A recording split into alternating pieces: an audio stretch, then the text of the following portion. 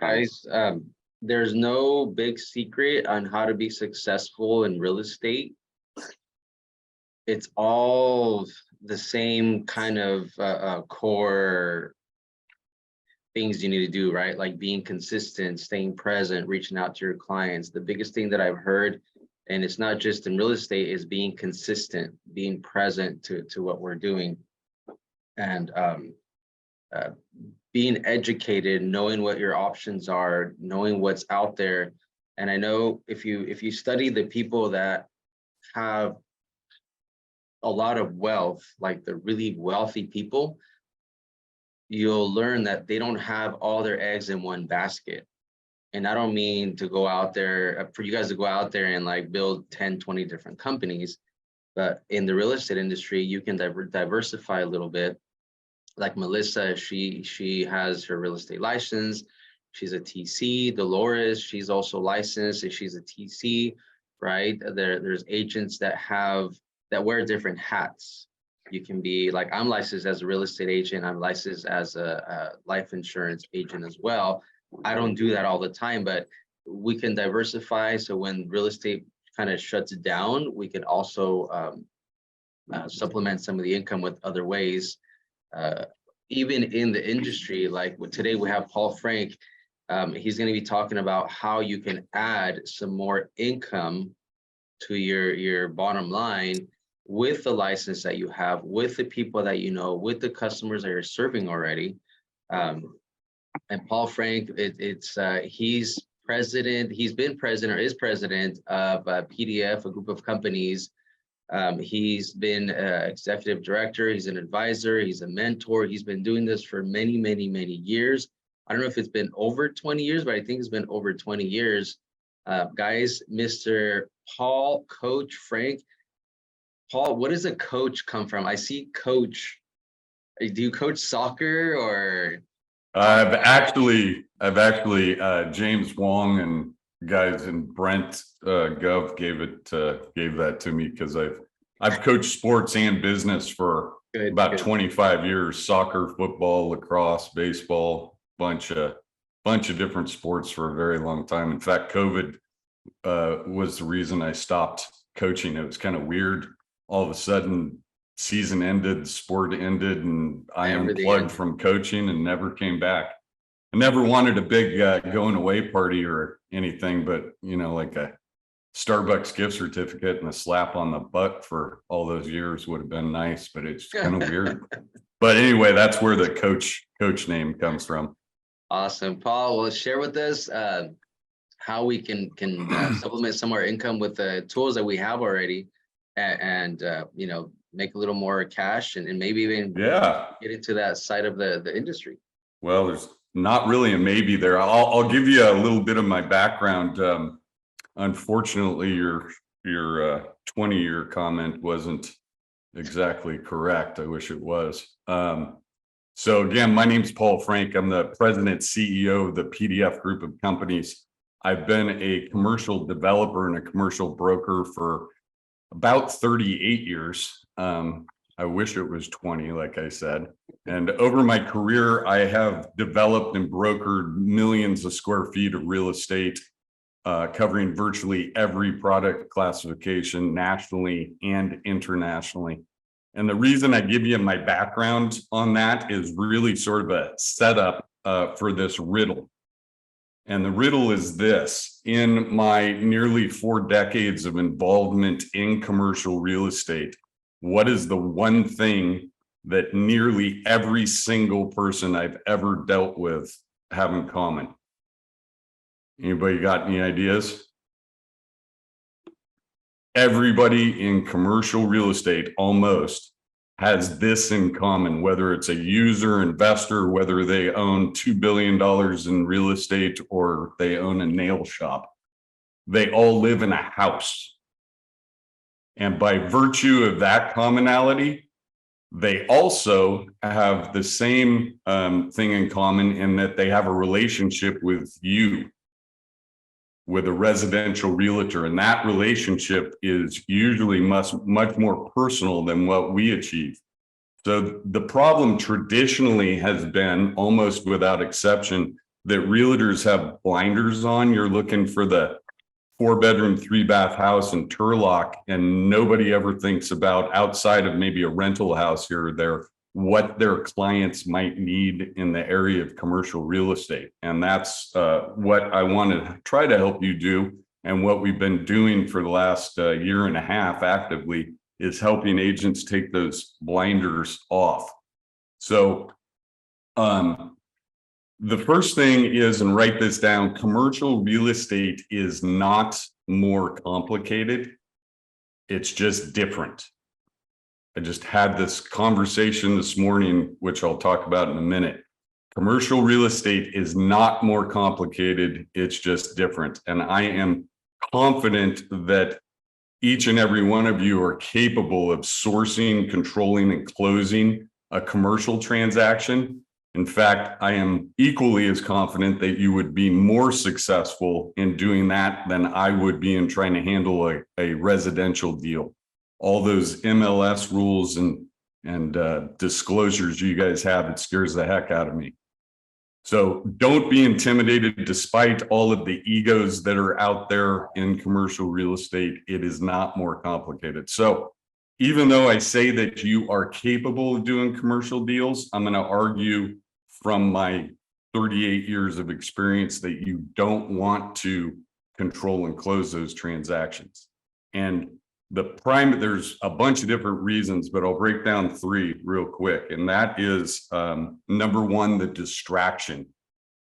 When you get this new commercial deal, it's like a shiny new penny. There will be a distraction, and it will come from your residential book of business, but there will be a cost to pay for that distraction. And many times it can be devastating. And I have stories about how devastating that can be. I mean, you can end a long-standing relationship with a client over this very issue.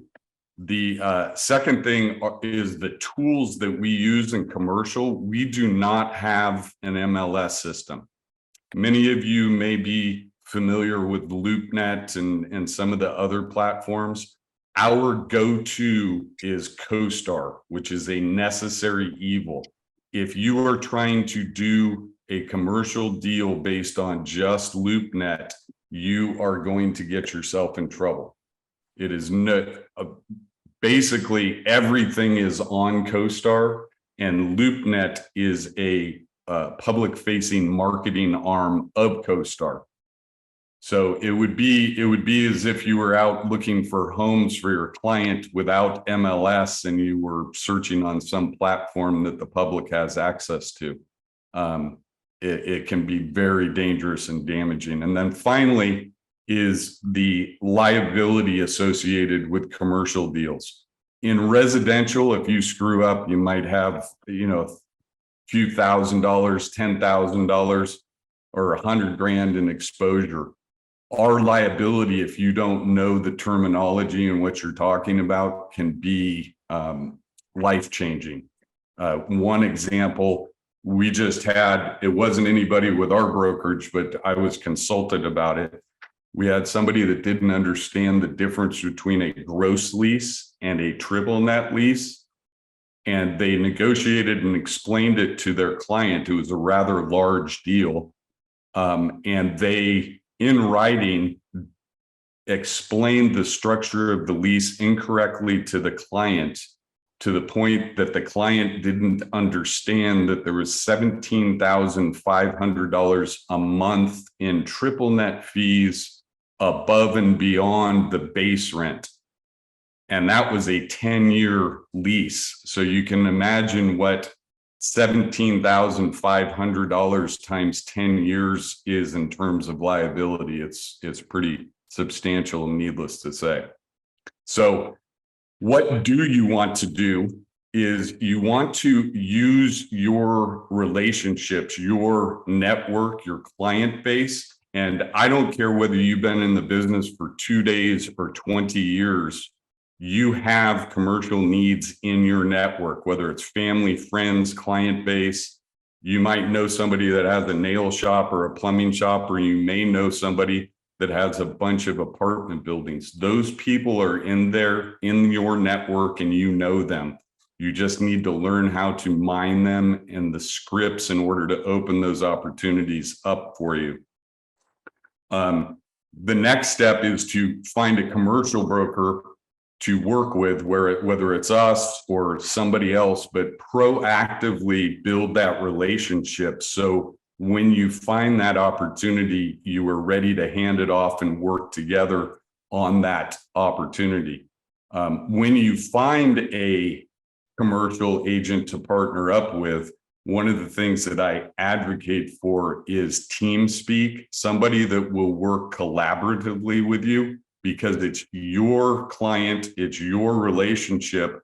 Nobody likes just being handed off. So what we do is I shouldn't say drag, but we bring the referring agent along, if nothing else, to keep CC'd in the communication so they see the flow of the transaction, the terminology, how it all comes together, which is the best way to learn in commercial, because there's not very many commercial classes out there. And then once you have that partner, you go into, like I was saying, and start mining it. Even if you don't mine your existing clients, every time one comes in, do a little research on them. Look into, do a title search and see what else they might own. See what LLCs or other entities are involved in. And inevitably, you will run into people that have office, retail, industrial, who knows what type of commercial needs, or they may have a business, like I was saying, and need commercial assistance in expanding their business or moving their business. So once you identify those and you're collaborating with your commercial agent, that's when you deploy those scripts that you work on, and you open those doors to some pretty significant opportunities to expand your business in commercial with little effort on your part. We've even had some people using their VAs, virtual assistants, to go back through their CRMs and just do title searches and see what people own. And people have come up with some extraordinary opportunities that they had no idea that were there. And we've, from Santa Monica, we got a guy down in Santa Monica that, and as Roberto will probably tell you, we have an expanded version of this that we're going to do later on, where we give some more tools and scripts and everything. But this agent down in Santa Monica listened to one of those classes. And I think we've closed in the last year 3 or 4 transactions with him for probably close to 10 million in volume that was sitting right under his nose and he had no idea.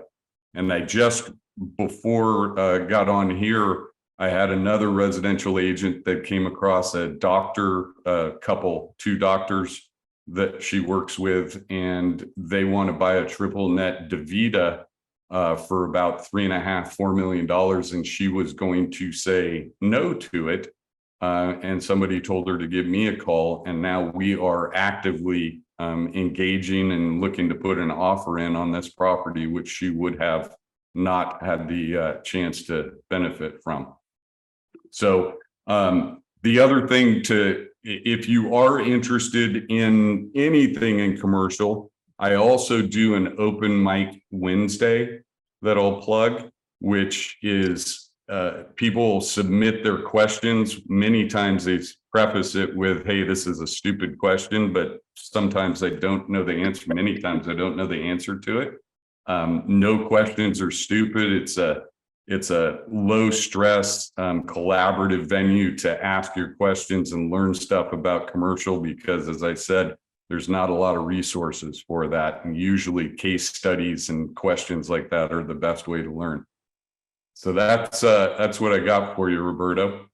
But I implore you guys and gals, keep your eyes open, take your blinders off. You know the people, and you can absolutely expand your business and commercial just by taking those blinders off. Oh, thank you. There's a bunch of questions that I have here. So one, Okay. just really quick, what is the average price point in real estate, it's easy to pinpoint average household in, certain cities like Modesto, Stockton, Sacramento, wherever. But in commercial, what is it that you guys are dealing with in number? Just so we have an idea, we don't pass up this opportunity. We deal with, and it kind of goes back to what I was saying, and I'm sure many of you have experienced the egos in commercial real estate. We try to help everybody because you don't know where it's going to go to. A lot of these commercial agents won't return phone calls because the deal's too small, or they think the agent might not know what he or she's doing. We literally don't have anything too small nor too big to deal with. As far as averages, we deal with, a 1,200-foot massage shop for a 3-year lease up to, deals that are 100 million or more in value. So anything to do with commercial anywhere in the country, we handle. Okay, there's no boundaries within the US, right? No, we just closed 2 deals in Texas yesterday. So yeah, we unlike residential, nobody would think about, they just refer a deal to Texas. In commercial, we do deals constantly all over the country. Okay, so keep your eyes and ears out for business throughout the whole US. So how does a residential and a commercial agent interact? Like, do I call you, hey, here's let's say my uncle or a client wants to buy or sell. Is there some sort of a referral agreement, and what does that look like? Yeah, we do 25% referral across the board to incoming. And as I said, we keep you along for the ride. And that can be, in the case of, for full disclosure, for a 1,200-foot massage parlor, if it's referred, that's probably going to buy you a really nice dinner. But in this case of the $4 million DaVita, it's a pretty sizable check that she would have said no to. Nice. You mentioned LoopNet versus CoStar, right? Yes. LoopNet is free up to a certain point, because I've used it to research certain stuff, right, on properties.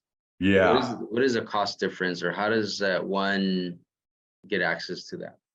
I don't know what the equivalent is in your world in residential, but so CoStar bought LoopNet.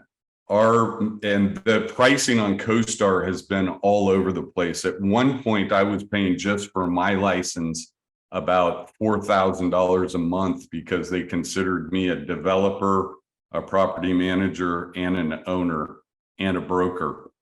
And they don't have a menu of pricing. It's a well, I won't get into how we all feel about the company. Right now, that's about I think a $6,000 membership that you have to pay for an annual membership in CoStar. We also pay, I think, about $3,000 a month, 2,500 or 3,000, and we buy a block of listings in CoStar, and in LoopNet, I'm sorry. And we rotate those through on LoopNet to give them exposure to the general public. So people that go on to LoopNet, they'll see what we are promoting, I guess, or highlighting. And where that gets into a problem, and I've got many case studies, but if you have somebody that wants a 20,000-foot warehouse and you go on LoopNet and you find them 3 options, and then they drive down the street and they see 2 more options that you didn't present to them because you can't see them on CoStar, that's where you can create some serious damage in your relationship and get exposed quickly. Got it.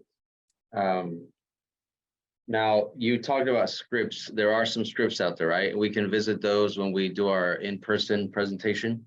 Yeah. Yes, sir. And guys, we're working on this in-person presentation here coming soon, and then the next month and a half, 2 months.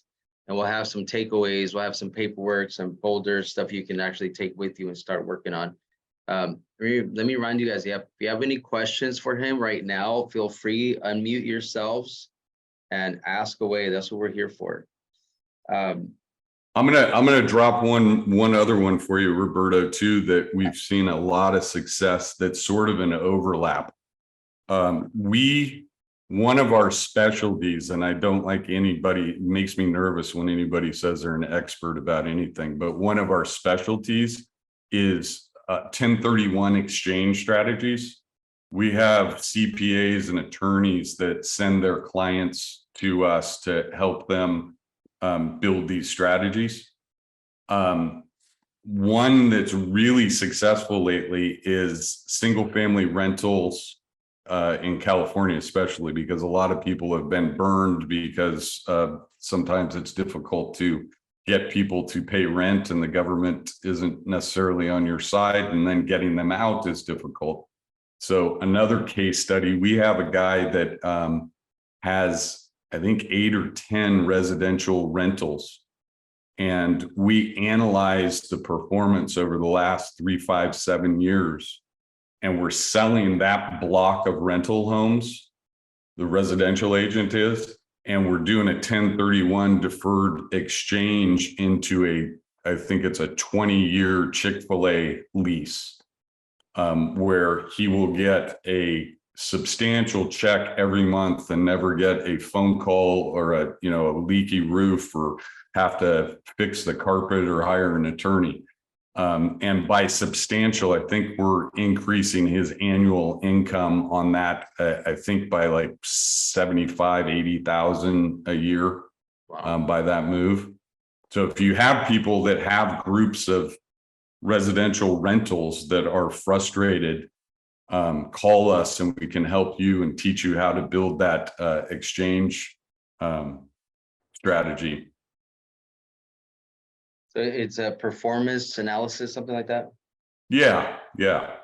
It's the thing about rentals, whether it's multifamily or single family residential, people will take the best month they ever had and extrapolate that into how much money they're making on an annual basis.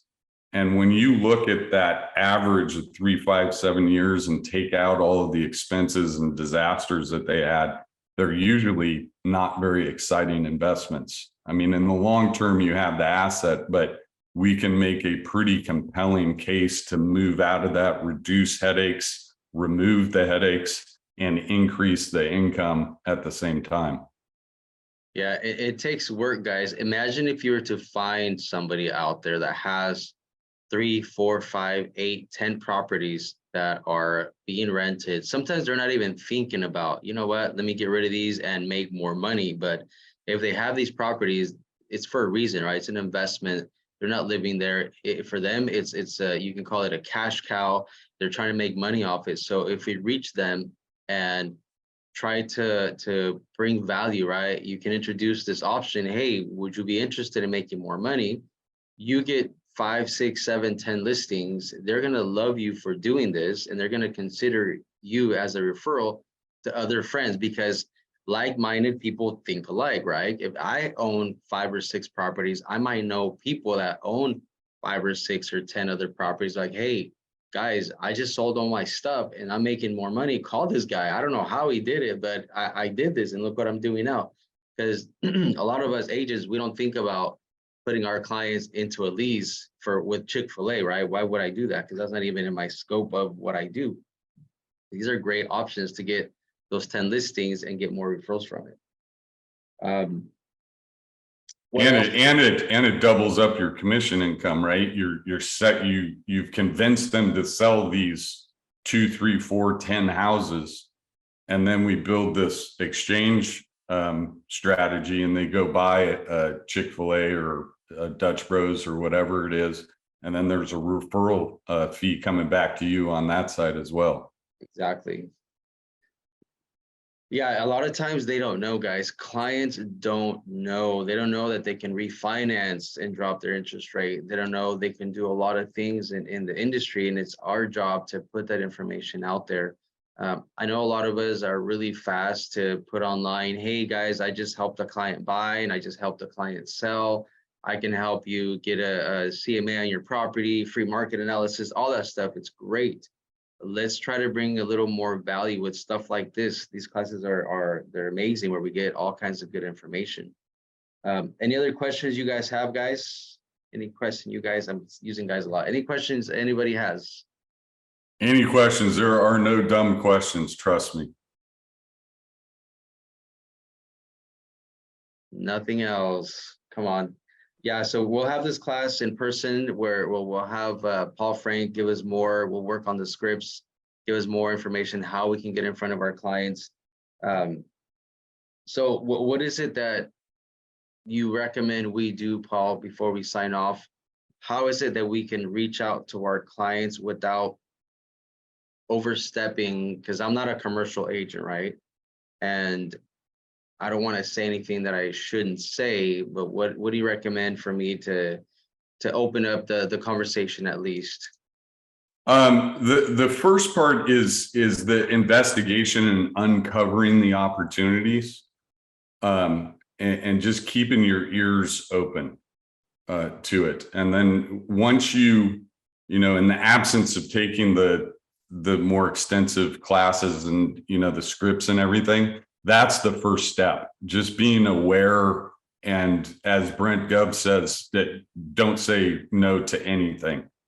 If any of you guys ever, and gals, ever run into a commercial opportunity or the word, whether you use me or not, feel free to reach out, because it's fun for me to, as a coach, to see you guys succeed and uncover these opportunities that were sitting there that you weren't aware of until you heard this in many cases.